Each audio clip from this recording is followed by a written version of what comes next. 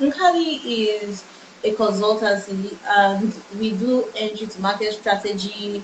We do digital marketing for corporates. We do process optimization. We do a lot, and we know that not every SME out there will be able, especially people yet to start, will be able to afford our services. So we try to just put in this little during this period, a lot of people are home, to just put in a small session just so entrepreneurs and people thinking Yeah, of starting businesses could just like understand how the basics of running a business until yeah, which you is know they say you fabulous. you can't cater to everyone. So yeah, so at least people who can help themselves, let them seize this Yeah, opportunity to learn and to grow and all. Yeah. So thanks again thank for you. this. Yeah. So if you could tell our viewers who Joanne is Okay, and who introduce is the topic Joanne? for us, we'll be super happy. Yeah, I'll gladly do that. Who is Joanne? I'm Joanne Sanni. In case there's another Joanne lurking out there somewhere. I'm Joanne Sanni. I'm a marketing executive. I'm in the film industry. I represent Film House and Film One. Before that, I was in the beauty retail space, and that was exciting.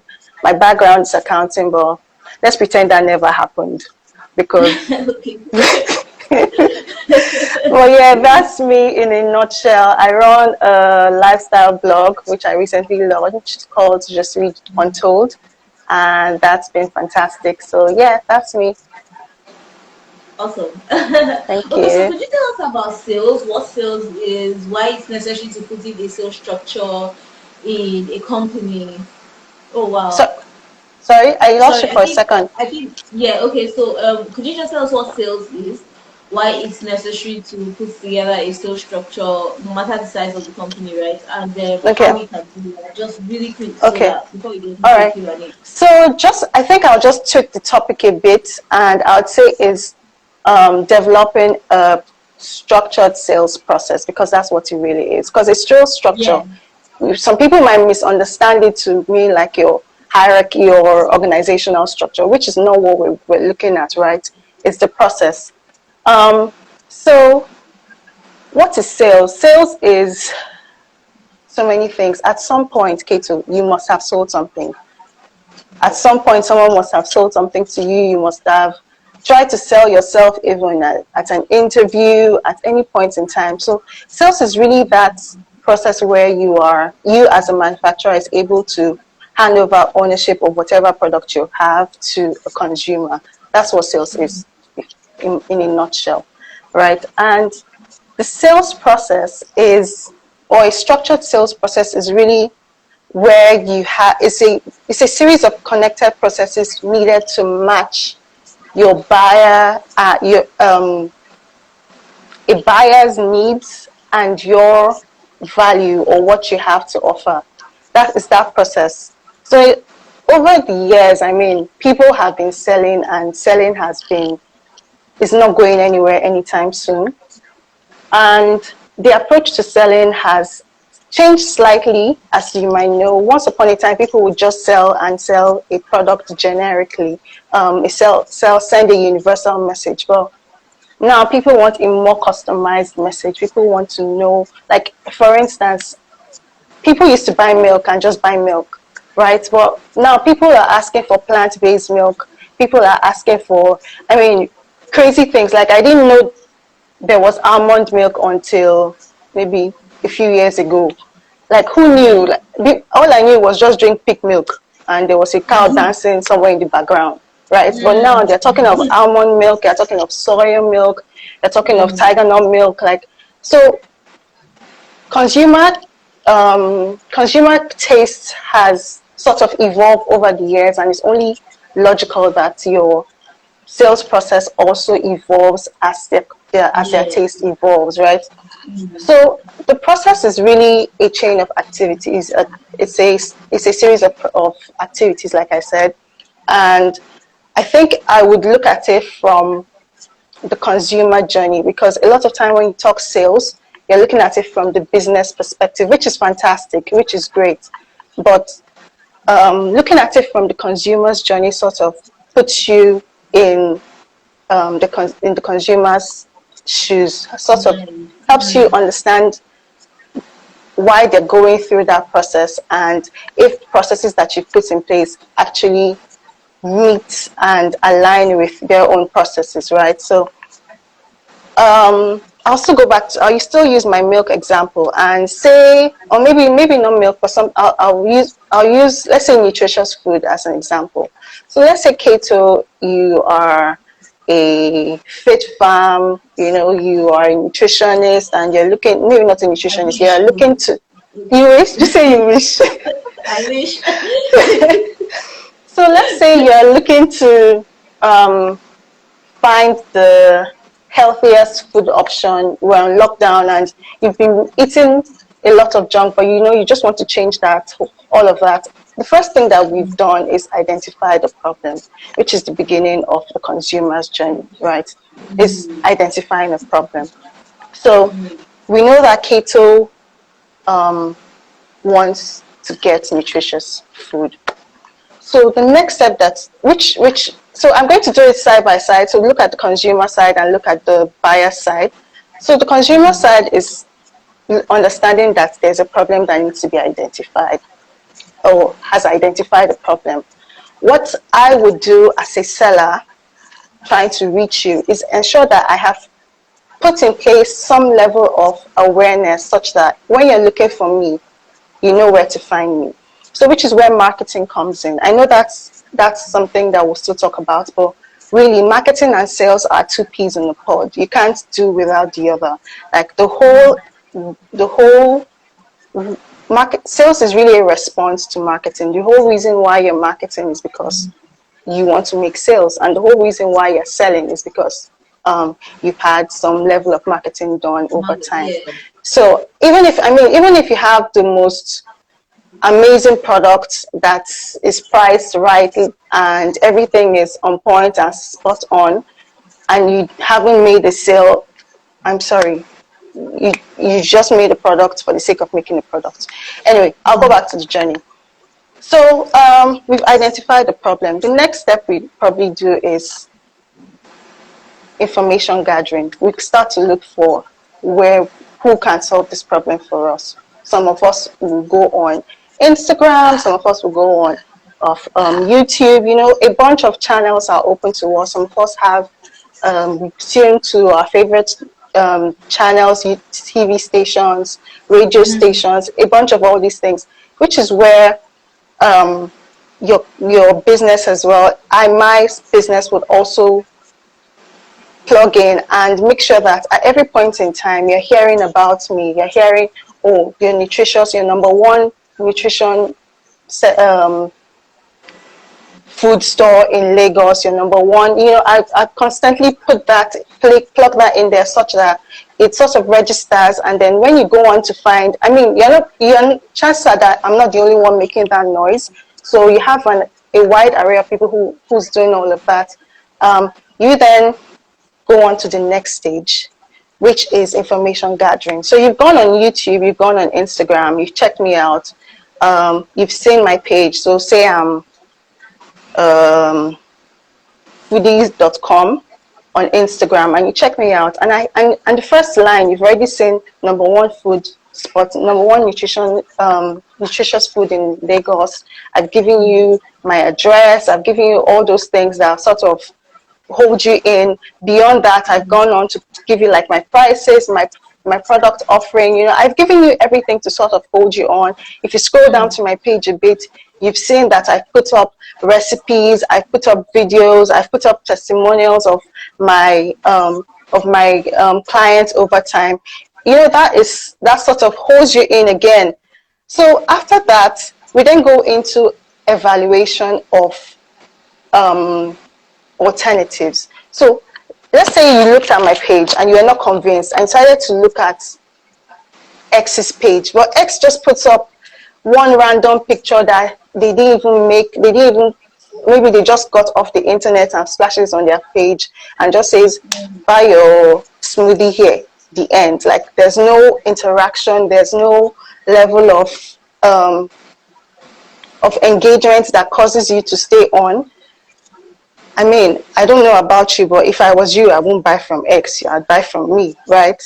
But it doesn't really end there, because sometimes the options are two, sometimes it's 2 million, but you just have to keep sort of plugging yourself at every point in time to ensure that you close that sale, right? So from there, we then have the so in the process and at the point where you're looking at me for hello, can you hear me? I'm hearing you. Yeah, very Oh, well. okay, okay. So at the point where you've considered my business, at that point I also have to take a step further, and this is where like targeted marketing comes in, where you do like you have your samples, you have testers, you have people try on things, you send tester kits, sample kits, you have email marketing that you have put in place to people that have just as much as interacted with your business at first,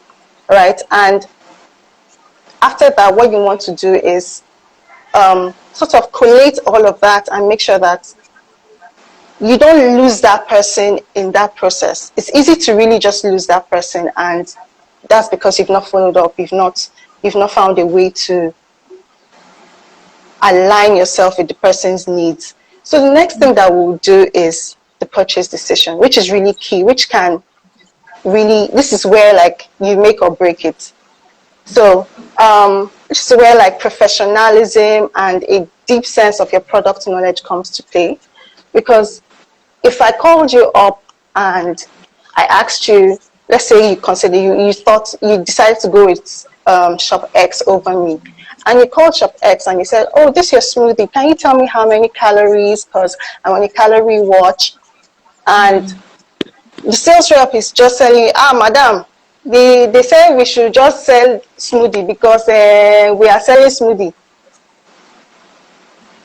Kato, I don't know about you, but I would come to my shop, right? But if Yeah. you called me on the other hand, and even the way I have responded to your phone call, how I have welcomed you, how I have introduced myself to you, and even provided like alternatives for the things like, so you call me for smoothie, and then I tell you, oh, smoothie is great. We have this variety, we have these options, we have XYZ, and I tell you that, oh, have you tried XYZ toppings on your smoothie?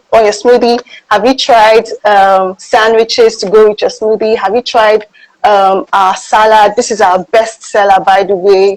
It's done so well. I mean, at the risk of sounding too silly, which is where professionalism and tact comes in. Like, without sounding too silly, but I would literally be sold here. Like, you would even buy, you bought me over, right? So that decision, that purchase decision process is really key, because you can easily lose that person there. So that person has committed to you, has decided to make that purchase. You just don't leave it there. It's not going. That relationship is not going to end there. It's not going to end there, because that person, whether you like it or not, has become your advocate, has become sort of like the brand evangelist or an influencer, right?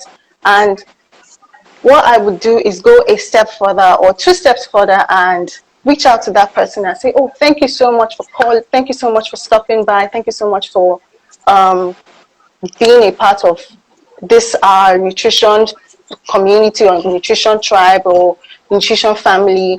Like, we'd like to hear from you. You get feedback, which is key. I mean, people sometimes think that feedback is criticism, or maybe sometimes it is, but feedback is really what helps you know if you're on the right path or not. I mean, you should be able to see what kind of feedback you get, but feedback is really what oils your sales process, right? So you get that feedback, you create a loyalty scheme. So this person becomes your influencer. Okay, so and by stroke of luck, you love the smoothie, you love the salad, and everything you've bought. Naturally, what would you do? You tell your friend, and you call up your friend, even if she's not a foodie, even if she's not a nutritious person. Naturally, you call her up and tell her, oh, have you tried JoJo's Mm, foodiesplace.com, yada yada yada, which is mm, where word of mouth comes in. A lot of businesses thrive on word of mouth. Because not everybody has like that huge marketing spend to sink into digital billboards, all your out of home and all of that. Not a lot of businesses have that. So first things first, I would say make a product that is a killer product, right? That way it's easy to sell. Then you put in all these processes in place, all these structures in place, and you're exactly. Someone said a satisfied customer becomes your number one advocate, and that's really it. mm, That person becomes your brand evangelist, sings your mm. praises, even without you knowing it. And then what you can do to keep that person incentivized is to create some form of scheme around that person doing what she's doing, he or she's doing. So I would then give you, oh, Kato, do you know that if you brought in XYZ number of people, you would get a so and so discount, or you would get your next cup of smoothie free, and I mean,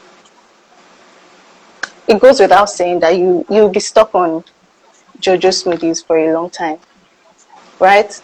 Yeah. So, um, in a nutshell, that's really it. That's really the process that you go through, as both from the consumer side and from the buyer side, from the seller Mm, side. Um, mm. but yeah. So, any questions so far? Wow, like, whoa. I'm taking notes. But something that I really want the audience to remember is that she talks about why that first of all, sales is a transfer of ownership from the seller to the buyer of a Yeah. product or a service, right? Then what a business owner needs to do is match a buyer's need to your value offering. Mhm. The sales process must evolve as the customer needs evolve. Then look at your sales from your customer's journey, right? Yeah. So Yeah. from your customer's journey in a nutshell is they first of all identify the problem, then they do research for solutions to their problem, Exactly. then after they've seen you, they will look for alternative solutions to their problem, and then they make a purchase decision, which is where a lot of people make mistakes because the person that picks up the phone doesn't have enough information, right? Then Yeah. understand that sales is a response to to marketing. Then sales don't end after a purchase. The well-served customer will become your advocate, and you can Yeah. find a way to make a process out of Incentivize. the advocacy to Yeah. incentivize people with word of mouth, right? Then because word of mouth is key for any business. Businesses will make it or fail based on the word of mouth that follows it, right? Then Absolutely. Absolutely. yeah, then make sure you start by making a killer product. In just the start What's of the I mean? process, I mean, to because finish it. so you sell so you don't make a killer product and you go through all these processes. I'm not going to come Mm, back. So let's say you phone me through the whole process of identifying that I will try you. I'm not going to come back. I'm not going to refer your product. You're never going to hear from me. So all of it boils down to, I mean, you can have like fantastic branding and all of those cute things and nice to haves, but at the end of the day, it needs to have is understanding that your product has to satisfy a need, not just have a product for the sake, or put up have a service for the sake of having a service. Yeah. mm, mm. Okay, so could you just highlight could you just walk us through a you walk us through a process now, right? With selling smoothies.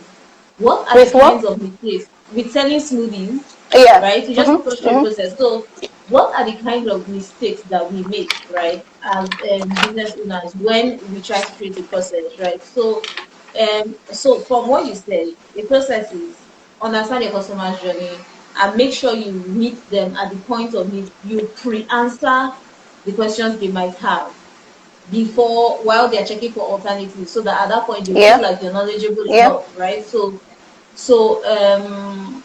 yeah, so what are the kinds of things we miss out as business owners, Um. even if it's a First, fashion business?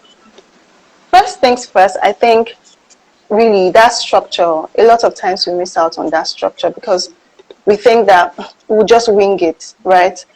But what's anything without structure? What's life without structure? What's love? What's marriage? What's what's existing Anything. without structure? You again, you can wing it for a while, but that winging it is only going to last for so long, right? Mm. So I think trivializing the need for a structure is one mistake that a lot of people make. Um, not hiring the right talent, um, assuming that you know it all is setting yourself up for failure. Which is why you have which is why you have people who are experts in this field. You you don't necessarily have to hire someone full time. You can have someone who comes in and sort of consults. I know it sounds expensive already, especially if you're thinking small business, but I think the true show of the true show of strength is identifying that you are weak in something, right? Not Yeah. carrying on like I got this, and really you don't got it, you are suffering. So why not ask for help, right? So knowing that you don't have it all, identifying someone who is able to bring that value to the table and help you meet, because at the end of the day you're trying to meet an objective or a goal, which is to sell, Mm. which is to make profit, so if you just keep coasting and thinking I'll do this, I got this. I mean, there's room for like for taking like sales courses and all those fancy stuff, but I don't think that is sustainable, especially if you want your business to grow. Because I just don't want Kato to become my only customer at the end of the day. And if I'm going to make sure that at the end of the day I have Kato and 10,000 of her friends on my buyer list, then I need to figure out a way to expand, to work beyond myself. So finding the right talent, I think, is another mistake that a lot of people make.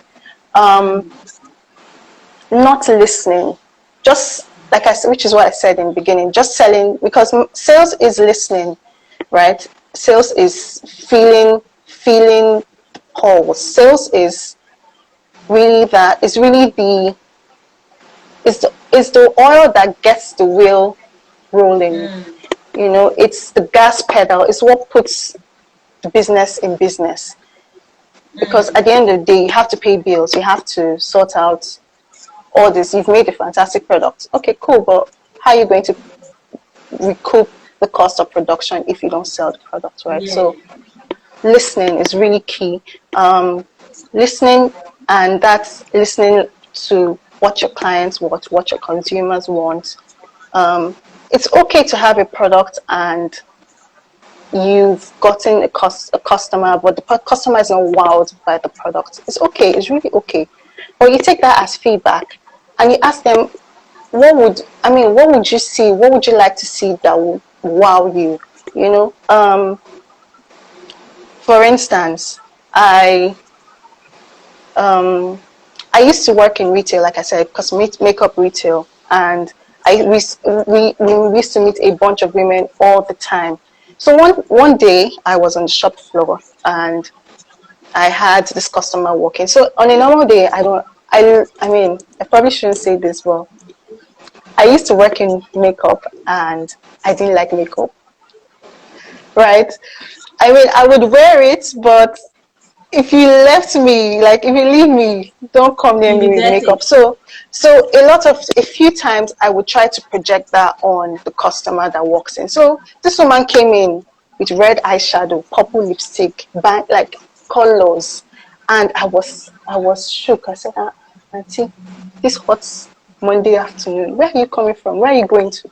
So she said, oh, she wants to buy eyeshadow. And immediately, the me that doesn't like makeup, so we have a range of eyeshadow palettes.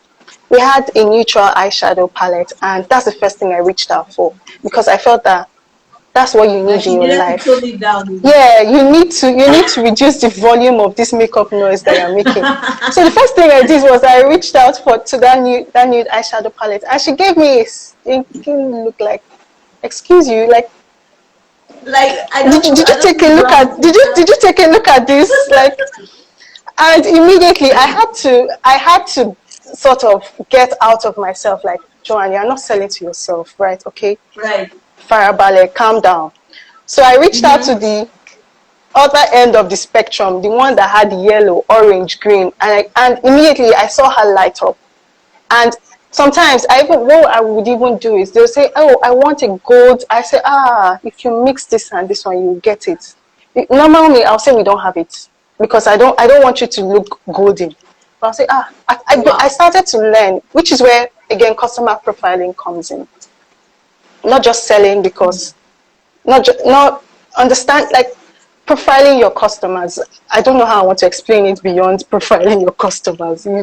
So um anyway, so I began to learn that, don't just sell because you want to sell, because maybe she could have just bought it so that this girl would just leave her, but I wanted her to come back. She probably would have never come back if I had just sold that, because she would think, oh, these people don't have what I'm looking for. But because I took myself out of myself and I stepped in her shoes for a second, I then I then realized that, okay, she's here for colors. Give her colors. So I recommended all the eyeshadow colors, recommended all the lipstick colors, recommended blusher. If I could even give her colored eyelashes and mascara, I would have given her. Wow. Do you get what I mean? So I mean that's where listening is not, it's very intangible, right? So you have to really be sensitive to whatever it is, what that situation, to react to it. Yeah. Wow, there's been so much talk about listening since the start of this series. Our very first speaker in segmentation said, marketing is speaking out, but sales is listening. You said this Absolutely. again. Yeah. The person that gave us, that spoke to us on Friday, talked about social listening and how Oh it's yeah. important for Yeah. your research to gather Yeah. information Yeah. before you market or promote and stuff. But you talked just now about profiling your customers and then working in their shoes, which is empathy basically. And I think these points Yep. are so key. Yeah. Okay, so in your experience, can you give us an instance, yeah, where you were able to translate a sales structure or a sales process to actual sales? Um, I think I just gave one, but that one is like, it's like a baby instance. But I think, Yeah, like a process, um, though, like. okay.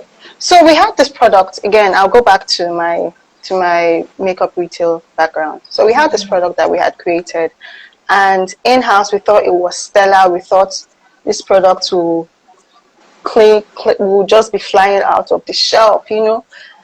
But it didn't quite happen. And what that did was that we had to go back to the drawing board and say, okay, this product is great. We know it's great, but we don't think that people know it's great. So what we did was we created something called an experience event. So what we started doing was we started going out to meet our consumers and not wait for them to come to us.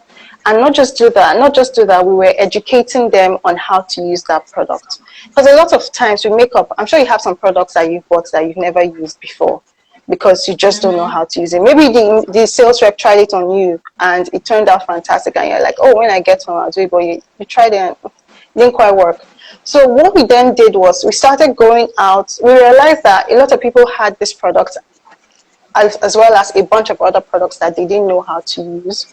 So we started going out to meet them, and we created something called the experience, like I said. So we'll go there, set up a session, do like a full demo, have them come on, try on, do all of that.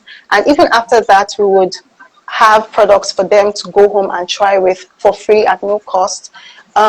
This was all at no cost. So again, you can say it's marketing, you can say it's sales, however you want to look at it, where we were aimed at meeting a particular goal. So we did that, and we collected data. We ensured that we had their address, their phone numbers and emails, and every now and then we'd send them tips and tricks and say, oh, here's how to use XYZ. And these people, whether you like it or not, became our customers. They became our loyal customers. They became our advocates. So you go into an office floor and you find that all the women on that floor are using that product. Meanwhile, you only spoke to one department on the floor. But that's really the power of that education, product knowledge, because a lot of people have products that they can use. So I think that's one instance that I can really remember, in that where we've had to look at our sales process and work backwards. That working backwards is something, but there was something comes to mind where I find that a lot of tech entrepreneurs in Nigeria, Mm-hmm. their potential audience struggles to understand what it is they're offering actually is.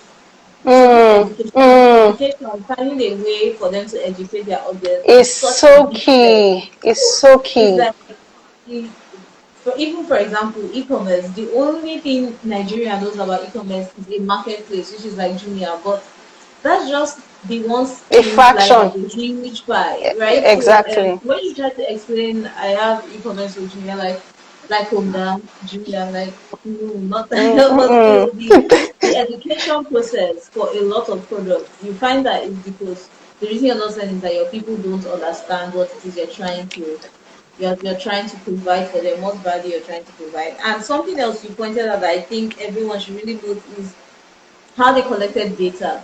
So the free to be honest with you, registration for this course it's free, but we have everyone's data now. Like it's free knowledge, it's free product, it's free education on how to use like the new type of magnetic Product. mesh and stuff. But Yeah. after that, you have their phone numbers, then how to use it, and all sorts of new promotions you have coming up. Everybody should be first to Absolutely. know.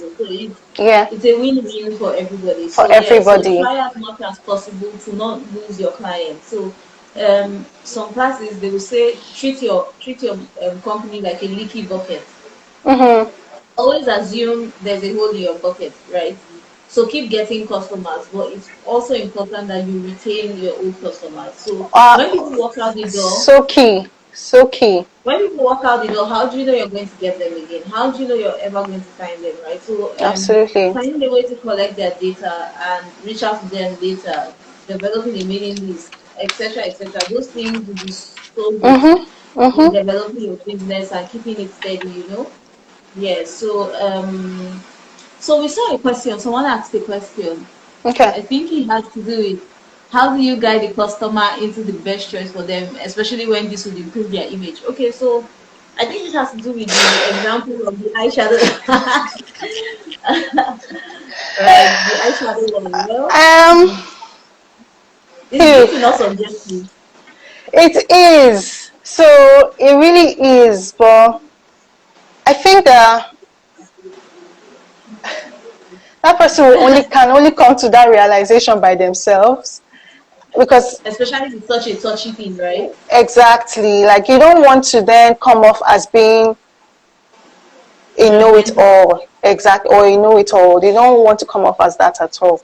um so what I think, just lay the information out there, let them know that this is available, but don't force it onto that person. So let them just know, such that if they do decide to adopt that approach, they will know that, okay, they actually preferred XYZ solution to me, but I decided to go with this. And then you are also clear on your end that you did provide that solution, but it just wasn't the preferred option at the time, or the preferred, yeah. Okay, thank you. So if anyone has any questions, now would be a great time to ask. We'll be rounding off soon and letting Yep, Joanne yep. have her evening. which we again we really thank you for this honestly because Thank you, thank you, thank you, thank you, thank thank you so you. much because yeah. Um, just to add, I would say still part of the mistakes that people make when it comes to sales is a lot of times we focus on um, price and not value. People focus Mm, on making that quick buck, but not outrightly providing value or outrightly providing lasting solutions mm, that will keep people coming. That's a mistake that people make. I think people should also sort of, I think, will I say under promise but over deliver? Have that at the back of your mind somewhere, because when you over promise and then you under deliver, there's a problem.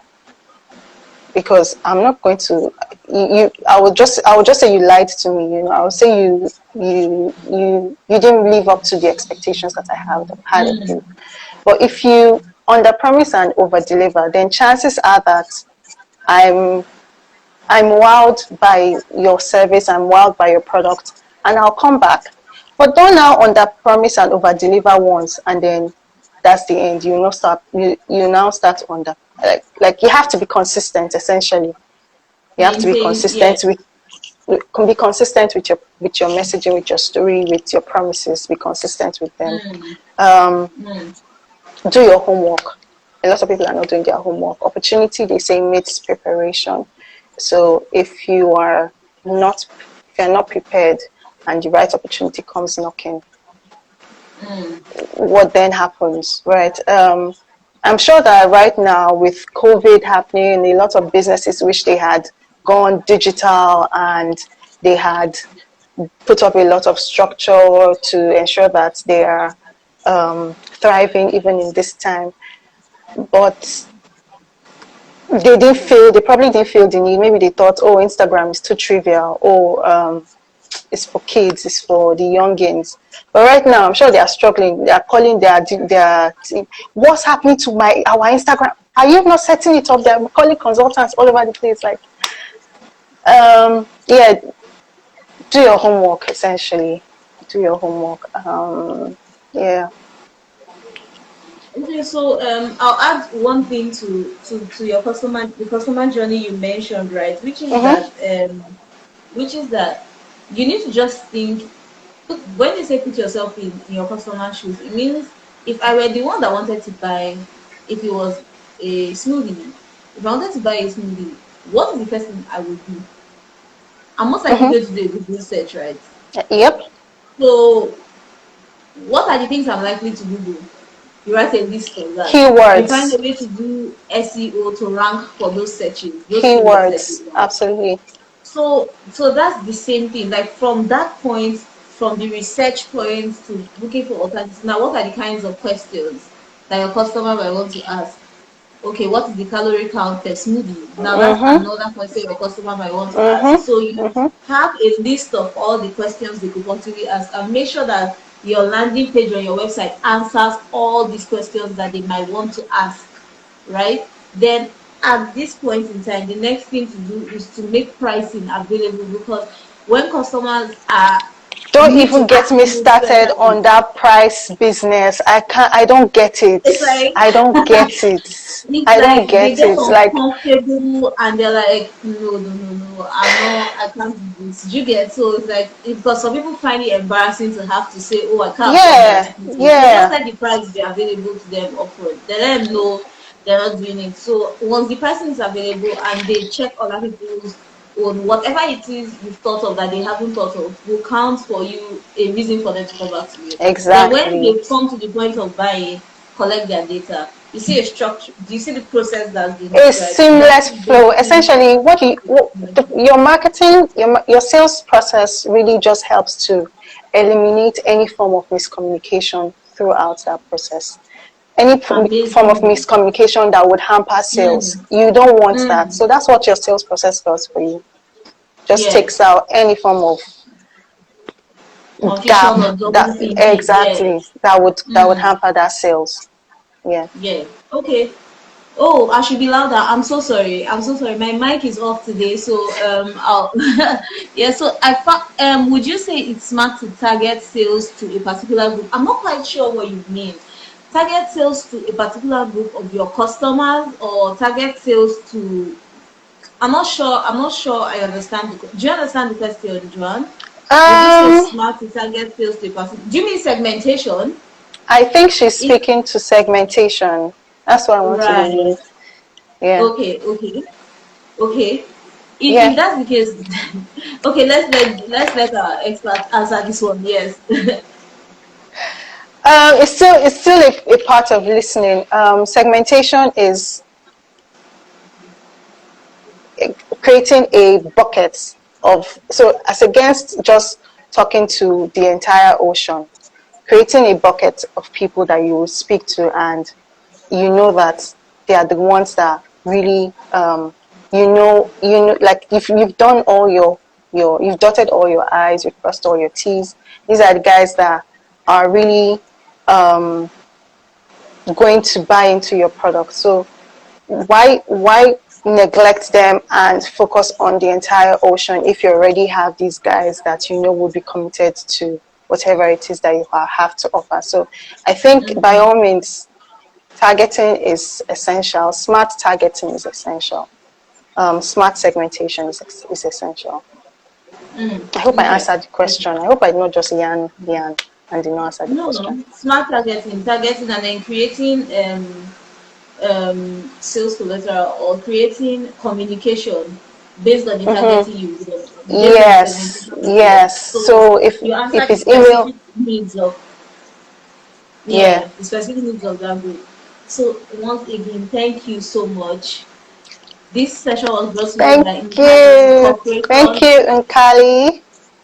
yes, in cooperation with Joanne. You read her Thank profile on you. our page. So just visit our page and read her profile. She's amazing. She's in sales and marketing, has her own personal lifestyle blog. And we plan to do Yay! more with her in the future. And yes, so is Nkali is a consulting firm. We do business advisory, we do optimization, we do entry to market, etc., etc. So I don't bore you with that, but I hope you found this session amazing. And reach out to us if you have questions. All How do right. you convince a customer to try a product they will never try? Maybe that product is not for that Okay, so customer. sorry. Maybe the product is not for the Maybe customer. it's possible. It's possible it's not for a customer, and like you're not for everybody, right? That's back to Yeah, segmentation yeah, factor. But yeah. if you feel I this think product is something, okay, I think please. what you can do is have like, so this is where again where product knowledge comes in. Maybe that person doesn't even know enough to try. Maybe the person, you can have, so you can offer like samples, offer tester kits, offer just things that would allay any fears that this person would have regarding this product. Just sort of boost the person's trust in that product. Beyond that, I don't know that there's anything that you can do from an external. Maybe pray for the person, maybe commit the person into God's hands, perhaps. But I don't know that there's anything. I No, don't but know. like if I you don't. find out what the fear is, what the fear the person has, because to say will not try a product doesn't mean the person has tried and doesn't want, right? So like the Exactly. person is like, oh no, I'm not going to try, I'm not going to try. Mm, Find out what the fear is, and then see mm-hmm. if you have solutions to assuage that fear, right? So I think that would help. I think that would help. Find out what the fears are that the person may have, right? Yeah, So yeah.